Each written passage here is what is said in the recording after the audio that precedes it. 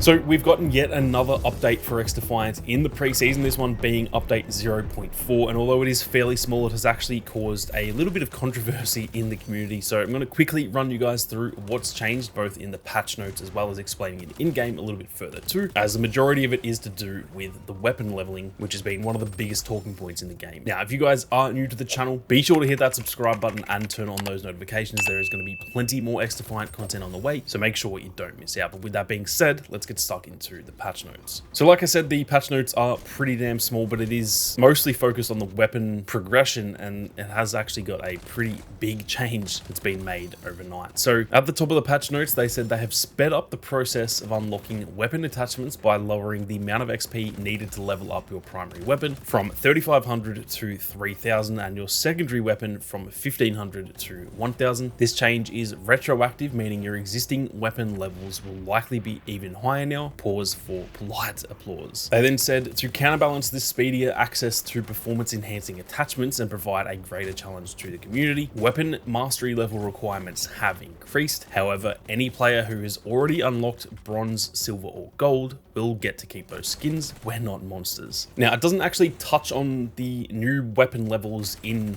this patch note, so I'm going to explain it in game for you guys. As you can see, I have got the ACR gold and I've also got the MP7 bronze. So like I said in the patch notes, they have actually kept your current unlocks. Therefore, if you guys have got any weapons gold, you don't have to worry about that. Now, if we go into the MP7 though, and I go into the actual mastery challenges, here you can see that even though I've actually still got it bronze, because again, I unlocked it before they did this, I now need to get this to level 100 in order to get it bronze, at least for other weapons anyway. And then moving forward, it will be level 150 to get it silver and level 200 to get a weapon gold. So those are some pretty damn big changes. It's kind of gone the complete opposite way of what they did with the attachments. So leveling up to get your attachments is going to be a lot easier now. It's essentially like 5 less kills per level, which over the course of 40 odd levels, that is going to add up to quite a lot. That essentially means it'll take you about 200 less kills to max out all your attachments. But on the flip side, like I said, they have really upped the mastery challenges, and a lot of people in the community are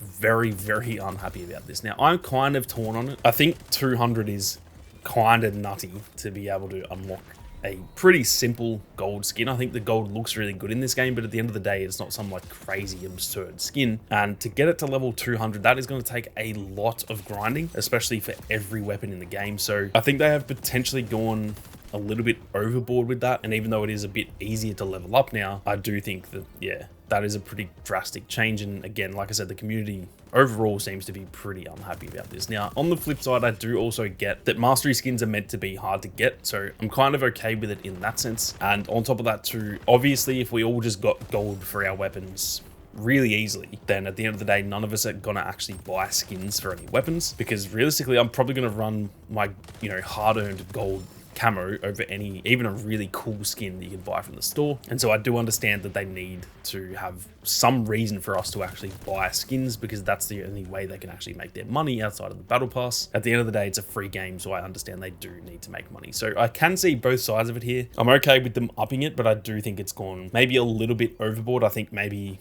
level 150 to get gold, and maybe like 75 to get bronze, 100 to get silver, and then 150 to be gold. I think that would maybe be the good middle ground. 200 is a little bit too much when you account for every single weapon in the game, and obviously as we get new weapons, that's only going to get harder and harder. On top of that as well, they've obviously mentioned that in season 1, we saw that in the trailer, there is going to be another set of mastery challenges, which is that like purple sort of skin. And so if it's 200 to get gold, it's going to be like freaking level 300 to get that. So yeah, I'm not too sure. I think they've gone a little bit overboard here, but I do also have to praise them that it is at least a little bit easier to get the weapon attachments unlocked now, because that is really the hard part of the grind. After that, it's easy once you've got your perfect loadout. And so yeah, there are pros and cons to this, but I think most people are pretty unhappy about it, and we'll have to see if they make any more changes to this in the future. Now, the only other thing I wanted to mention in the patch notes is they've made some changes to do with the netcode. They said they improved how quickly your health reacts when being shot, which should reduce the feeling of being shot behind walls. So that is definitely a good change. I'll have to see how that plays in game over the next couple of weeks to see if it does feel like that's actually helped or not, because that,